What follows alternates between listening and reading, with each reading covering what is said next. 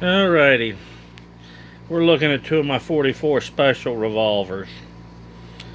On the left is the Rossi 720. On the right is Charter Arms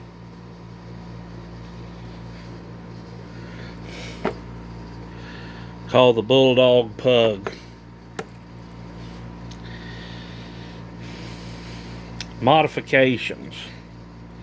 With the Rossi, the only thing I've done is tear it apart and polish the action.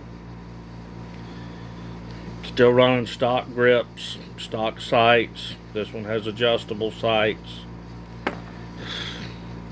The Charter, I changed the grips out. I went to the Pachmayr presentation grips. Makes it feel more like a square butt Smith in my hand. Helps tame the recoil from the heavy loads. And I painted the front side orange. I used orange fingernail polish because it's got a hardening agent. It holds up better than your typical front sight paint.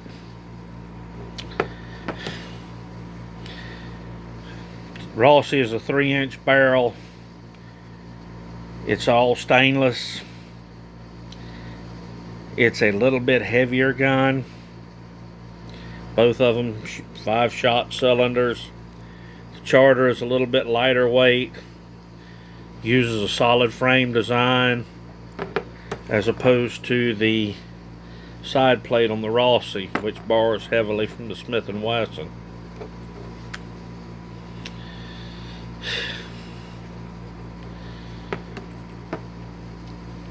With the 44 Special, it's a hand loader's cartridge.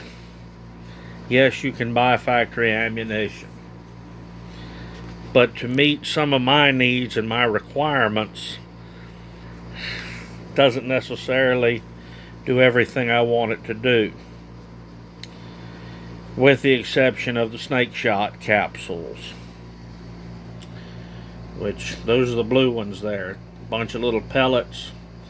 I use them for shooting rattlesnakes and other small critters at close range. Both of them use the same speed loader. CA44 is the size.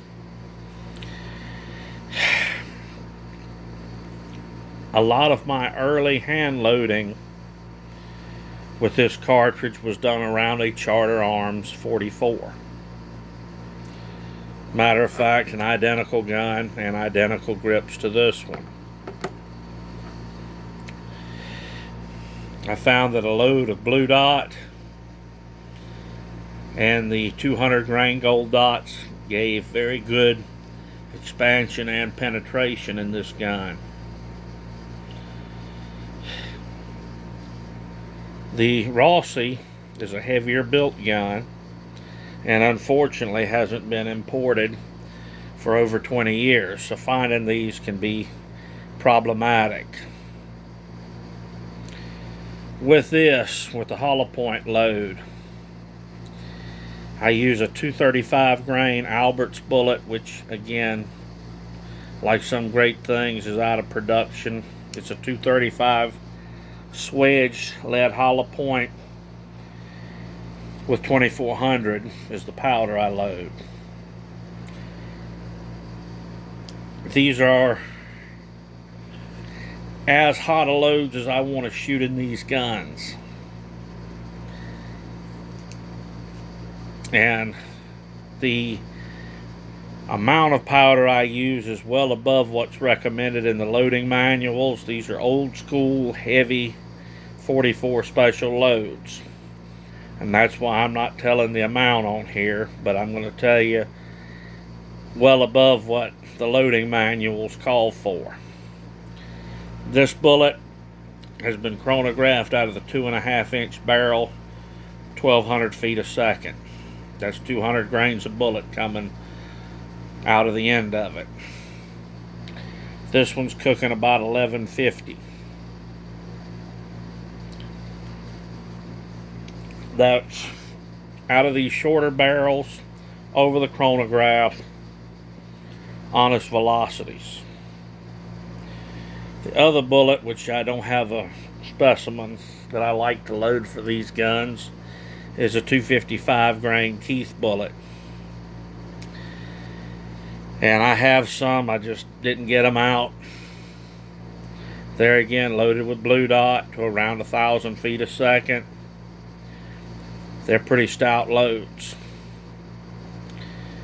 And I've got a little round nose mold, it's 240 grain, that I use with bullseye to make factory duplication loads just to have fun and shoot with.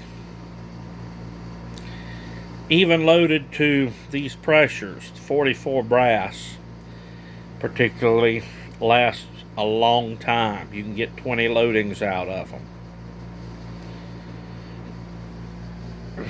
That's what the 200 grain bullets look like. Accessories for these guns. This is a Don Hume second choice holster, and that's a Bianchi pancake holster. Both of them are for the K-frame Smith & Wesson, and both holsters will fit either gun. The main purpose these guns serve is as a woods companion. I have them in the woods with me. I like them because they're relatively lightweight, easy to carry, and their stopping power. I did not load these loads for defensive use. I loaded them for field use. That means I may need them to stop a large four-legged hairy creature from hurting me with a bad attitude. People can debate the use of a revolver, particularly one with a 5-shot cylinder. Guess what? I carry speed loaders. I can shoot these 5 rounds and reload it fairly quickly. Another accessory that I like with these is the Mtm Ammo Wallets. This one carries 12 rounds, fits easily in a back pocket just like it was your wallet. Allows me to carry extra ammunition for extended trips.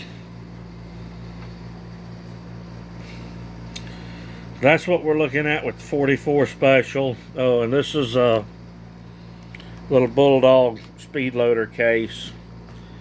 And I've come to like these, particularly with the 44 Special and the small frame 38s, because they don't take up a lot of real estate on your belt and they lay fairly flat.